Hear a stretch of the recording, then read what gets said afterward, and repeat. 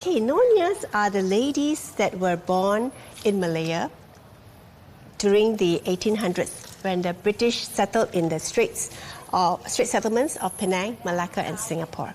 The earlier Chinese in the 1400s came and intermarried the local ladies because there were no Chinese girls. But they're not just Malay, they're Indonesians and Thai and Burmese. I see. So 1800s more Chinese men came, and when they came, they intermarried the descendants of this early Chinese. Right. And so Baba Nonya, which is why we dress like this, because our earliest mothers were local girls. Lennon, I keep reading about Nonya cuisine with great interest.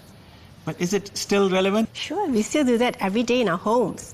We have the pestle and we pound our curries and chilies and spices. Well, that's because the cuisine is a center of all our social life and our religious life. And the beauty about Nonya cuisine is that it uses Chinese style of cooking, but it uses all the Malay herbs and spices. So the flavor is enhanced. And we use a lot of like lemongrass and cilantro and ginger flowers. Yes. Ginger flower, of course, of course. Meanwhile, in the kitchen of the mansion, my friend Chef Vaughan, also from Nonya heritage, prepared to show me how to make laksa, a spicy soup. We are here in this beautiful kitchen in the Peranakan Museum. It is lovely. Can you believe this is the oldest kitchen in this Peranakan community? Yeah? And today, Atul, I'm going to prepare this wonderful Peranakan laksa. As you know, all over Penang, we talked earlier on just now, there's so many kinds of laksa. Yeah? Yes. So this is a typical Peranakan laksa, or sometimes known as Nyonya laksa. Nonya laksa. Yeah?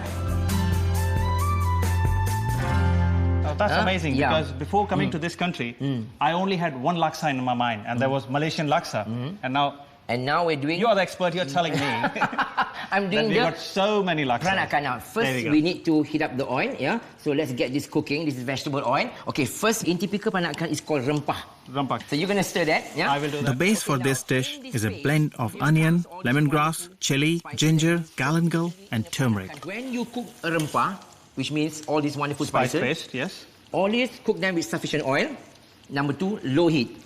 And you must cook the rempah to a certain period where everything is toasted nicely and you can smell it. And now it's time in your shrimps. Now these are just chopped fresh shrimps. They're all chopped fresh shrimps. Yeah. Okay. So just cook like that. The coconut goes inside. Sure. And then we have the shrimp stock. Wow. Look at that. Now you can see all coming together. We leave this to simmer and we can immediately put in here. Pass me this fish ball as well as this tofu. Okay. Now this is optional. Yeah. What is most important is the gravy and the coconut milk. From here you can put anything. You can put even chicken. So now I'm going to add in, fish ball. Yeah. And then we're also going to add a bit of the tofu. As well. Yeah. And next is this very important leaf. Yeah. Okay. And this is called the daun kesom or the Vietnamese mint. So now we just shred like that. Vietnamese mint is also known as laksa leaf. Just like that, all the herb goes inside. And sometimes when you find your laksa slightly too thick, you see that? Yeah, it is becoming thicker. You can always thin them with a bit of water. Exactly. And then it's just add in your kaffir lime leaf. The slime suddenly comes alive, the slime leaves which you've added, and all the flavor of the spices. And that's it. That's it. That's it. It's so easy. So this is your Nonya laksa. Exactly. So I'm telling you, it's so simple. What happens to all these ingredients? I thought it was only halfway through yet. These are the condiment. You see, that's why the word laksa comes from the Indian Sanskrit word means many, many. Laksa. So that's the word. That's the word laksa. So with this, we put in a little bit of our noodle. We blanch the noodle first. And I always love, to have plenty of bean sprout. It's so good to have more vegetable. Yeah, cucumber, and we have some, we call it a fish cake, and I like to put my gravy. It's quite thickened up. If you wanted to thin it down, you can add more water. Yeah, more water or more coconut milk. That's it. Yeah, and then with this, after having that, now we're going to take a bit of mint. I love some fresh mint on top. Yeah, before. And sometimes, Atul, I like to arrange all these beautiful fresh prawns. You poach them. Yeah, remove the shell, and you use the shell as well, for the stock, and then you just arrange on top. Oh, they'll be gorgeous. And if you like it a bit spicy, just a bit of that sambal. To spice it up and lift meat up.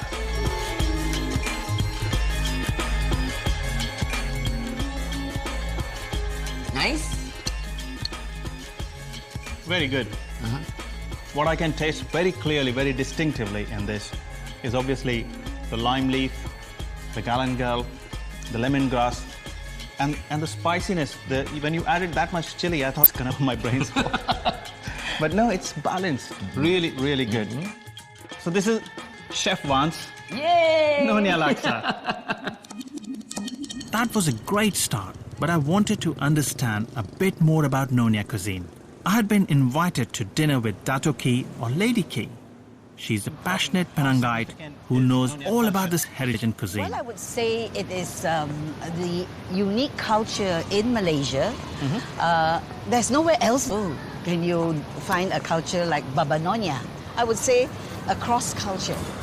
It's reflected in their wear, in the style, in their lifestyle, and of course in food. The dishes of Baba Nonya is unique, and it has got the best of both worlds. We went to a typical Nonya restaurant where she asked the chef to take me behind the scenes to see how Kari Kapitan is made. Kari Kapitan is named after the Kapitan China, merchants who negotiated between Malay, Chinese and British rulers. The dish is simple. A rempeh or spice mix is fried until fragrant and then the chicken is added. It's mind-boggling for me because this flavor is absolutely brand new to me. It's kind of feast for my senses. Finally, a little coconut milk, hand of lime leaves and some raw onions are thrown in just before serving. What just amazed me, after cooking all the curry, was adding raw onions and kaffir lime leaf. I've never seen anything like that. It's quite unique. Whoa! It's ready.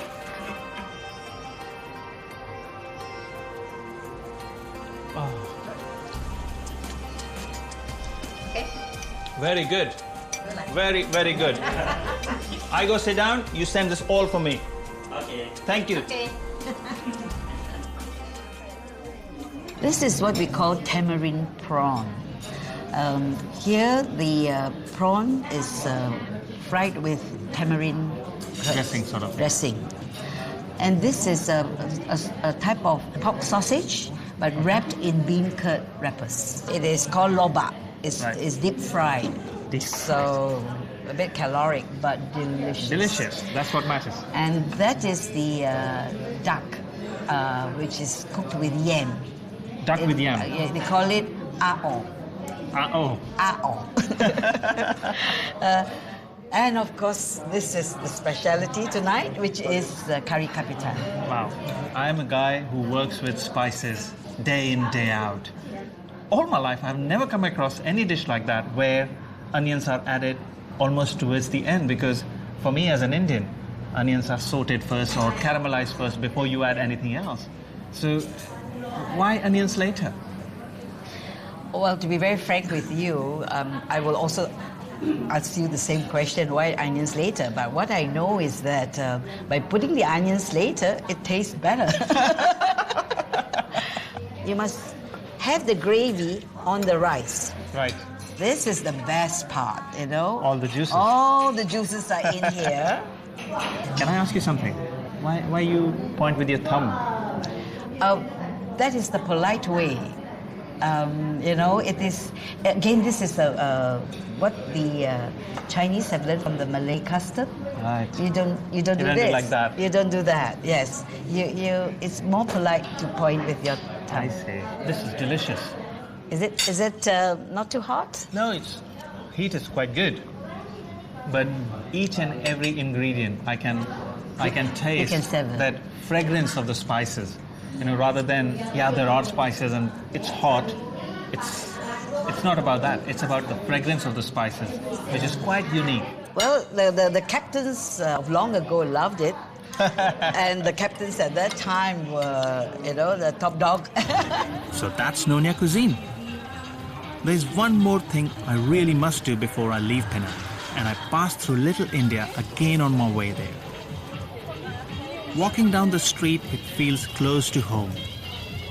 Almost like I'm round the corner from my mum's house in New Delhi.